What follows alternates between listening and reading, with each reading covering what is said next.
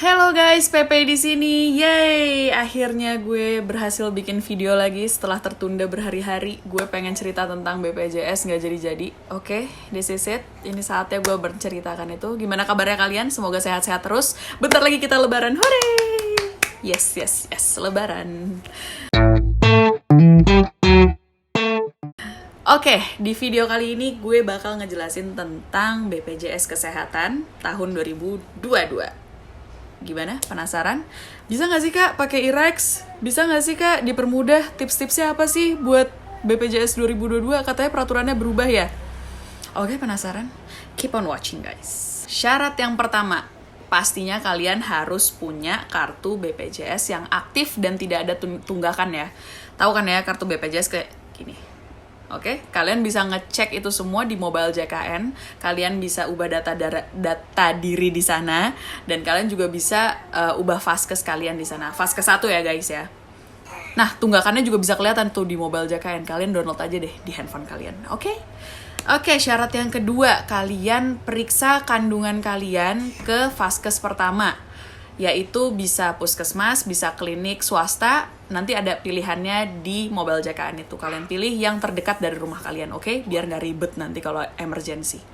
Kalau gue pribadi, gue ke klinik swasta deket rumah gue ini. Nah, lahiran anak kedua ini gue memperjuangkan pokoknya gue harus pakai BPJS kayak teman-teman gue. Teman-teman gue bisa, kenapa gue nggak bisa? Anaknya ini kompetitif. Oke, yang kedua itu tadi periksa kehamilan ya di Vaskes pertama kalian. Kalau gue di klinik swasta itu emang tidak ada USG-nya, jadi gue langsung dirujuk ke rumah sakit yang bekerja sama dengan klinik swasta tersebut gitu. Nah, surat rujukannya kayak gimana sih Kak? Nih, boleh nggak sih kayak gini? Ya kayak gini deh pokoknya nih surat rujukannya.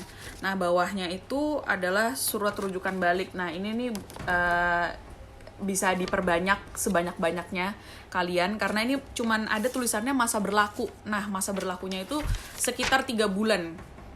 Iya, 3 bulan. 3 bulan masa berlakunya, jadi kalian bisa copy aja yang banyak ini. Nanti kalian tinggal ke rumah sakitnya, tinggal bawa kartu BPJS aja. Gitu. Yang ketiga, kalian datanglah ke rumah sakit yang dituju tadi. Kalau gue pribadi, gue di rumah sakit di wilayah Jagakarsa. Kasih tahu nggak namanya?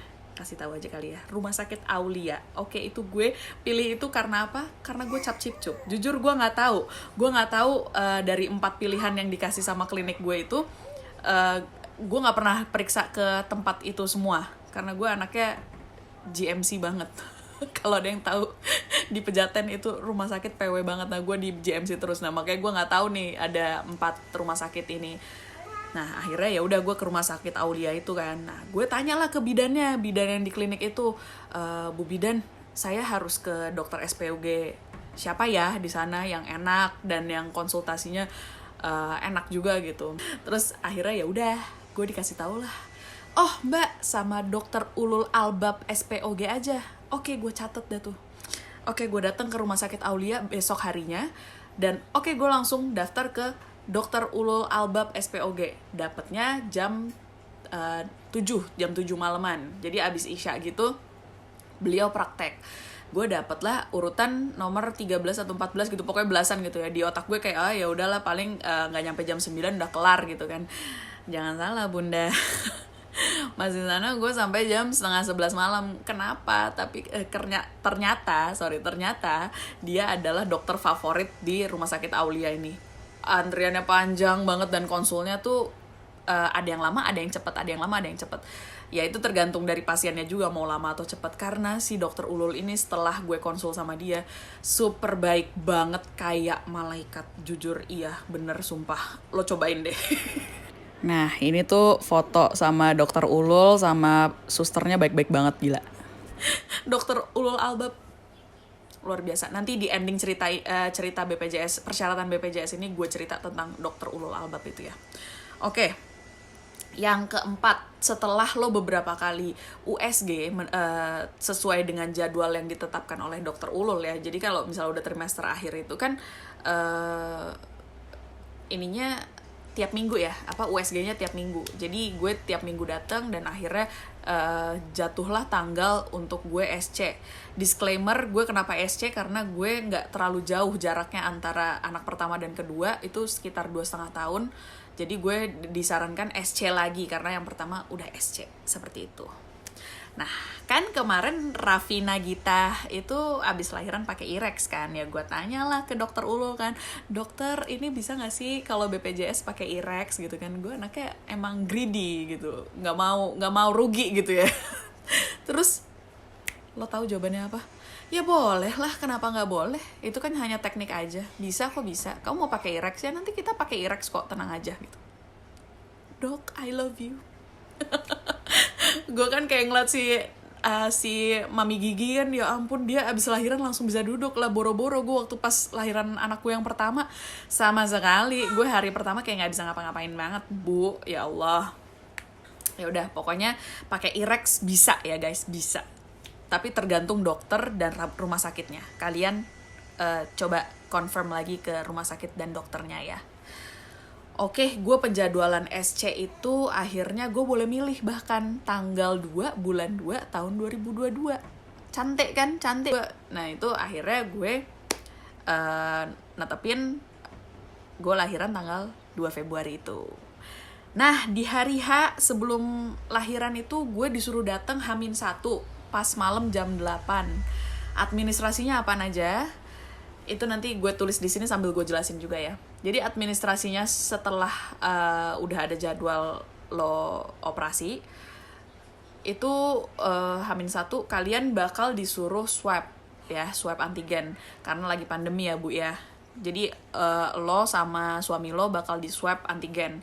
Kalau negatif baru boleh lanjut ke ruang bersalin. Nah di administrasi di depannya itu gue cukup ngasih surat rujukan dari BPJS, dari Vaskes 1. Yang kedua, surat dari dokter Ulul bahwa akan di SC pada tanggal 2, seperti itu. Suratnya gue kayaknya udah gak ada sih. Ya, suratnya gitu deh, nanti dari rumah sakitnya dapat surat gitu. Jadwal sih intinya. Nah, terus gue iseng tanya kan, bisa gak sih di-upgrade ke VIP gitu kan. Terus kata, soalnya saya dengar-dengar udah gak boleh nih tahun 2022 untuk upgrade kelas kalau di BPJS gitu kan. Itu pas Januari kemarin kayaknya ada berita seperti itu gitu kan. Terus kata dari administrasi Rumah Sakit Aulia, oh enggak kok, kita masih pakai yang tahun lalu, masih sama, boleh upgrade. Ibu mau upgrade ke VIP gitu kan. Terus gue pikir-pikir kan, gue bilang lah sama suami gue. Kata suami gue kayak, tapi kan cuma semalam yang kalau IREX. Iya sih katanya dokter Ulul, jadi kalau IREX itu abis operasi ya udah lo malamnya nginep, abis itu besoknya udah boleh pulang. Keren kan? Terus ya udah akhirnya gue mutusin ya udahlah gue di kelas 1 aja karena gue emang dari awal BPJS-nya kelas 1 gitu kan, cuman berdua di kamar. Nah ini pada saat gue abis selesai administrasi, gue di CTG dulu nih sebelum masuk kamar.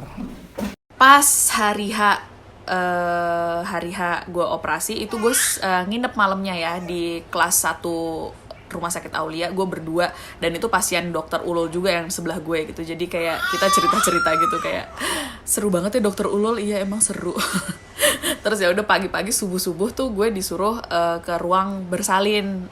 Sebelum dari ruang operasi gue ke ruang bersalin dulu, kayak dipasangin baju operasi, terus kayak dipersiapkan semuanya lah, pasang kateter segala macem. Ini gue punya pengalaman sih sebenarnya. Waktu pas mau masuk ke ruang operasi itu bener-bener kayak gimana ya, deg-degan, tapi kayak susternya tuh cepet banget, kayak tak. Gue tuh kayak ada 9 orang gitu kan ngantri di belakang gitu, udah pada ditidurin semua, dipasangin kateter, infus, terus tes yang alergi, itu kan super sakit banget ya. Itu pokoknya gue digituin semua. Tapi cepet banget kan, jadi gue deg-degan ya, tak, udah ya Bu, siap ya Bu, siap-siap masuk, iya. Terus yang di belakang tak, ya cepet ya, siap-siap masuk gitu kan. Terus akhirnya pas gue masuk, nah gue masuklah ke ruang operasi kan. Nah terus ya udah pas nyampe ruang operasi, gue tuh di di anestesi yang di spinal, yang di punggung itu kan, disuntik itu. Nah beberapa saat kemudian gue tuh udah mulai nggak kerasa kan dari perut atas sampai ke kaki. Nah terus gak lama si dokter Ulul dateng lah tuh, iya selamat pagi mbak, apa kabar kamu, bla bla bla bla, basa-basi. Dia tuh emang asik banget, dokter Ulul tuh aku banget gitu. Ya udah, terus abis itu nggak lama kemudian ya udah gue ditutup lah bagian atas gue apa segala macam, ya kita mulai operasinya ya, Bismillahirrahmanirrahim ya. Terus udah tuh mulai, tapi perut tuh masih kerasa cuy, kerasanya tuh kerasa yang digojlak gitu ya, sama lah waktu kayak SC gue yang pertama juga kayak gitu, kayak digojlak gitu kerasa, tapi ya nggak kerasa sakit sama sekali, nggak kerasa. Terus ya udah, anak gue nggak lama kemudian keluar, nggak nyampe 15 menit tuh udah keluar, emang oe gitu kan. Terus langsung IMD lah di dada gue gitu kan. Terus langsung gue cium-ciumin, enak banget guys, bau daging enak gitu. Terus ya udah, akhirnya anak gue dibawa lah sama susternya kan, untuk diazanin sama bapaknya, sekalian dibersihin gitu kan. Oke, udah di kamar, gue didatengin lah sama dokter Ulul, gimana segala macam. Ini kalian udah boleh makan kok, nanti minum ya, mau makan apa, nasi padang boleh kok gitu dokter Ulul. Bayangin gue habis operasi makan nasi padang, lo bayangin. Mantap bukan? Ya udah, akhirnya gue abis itu emang gue tuh dadanya agak-agak sesek ya, emang kan kalau abis sesar kan kayak kayak drop gitu kan. Tapi ya udah, gue langsung minum, gue makan yang banyak apa segala macam karena gue haus banget, rasanya haus banget. Terus meanwhile gue makan nasi padang itu, suami gue ngurusin administrasi. Dan di rumah sakit Aulia ini kebetulan administrasi untuk bayi yang baru lahir itu diurusin sampai yang bisa ke ini loh, dukcapil gitu. Jadi udah akte, kakak semua diupdate di rumah sakit. Jadi dia udah kerja sama gitu. Nah itu diurusin lah sama suami gue, sekalian sama BPJS ya anak gue ini gitu kan. Udah abis itu malam itu gue nginep semalam. Abis itu besok paginya dokter Ulul datang lagi, terus bilang kalau gue udah boleh pulang. Abis dicek segala macam ya, dokter anak juga udah datang sebelumnya, anak gue baik-baik aja segala macam. Mau lihat nggak anak gue kayak gimana? Ini kayak gini, lucu banget nggak? Gembul.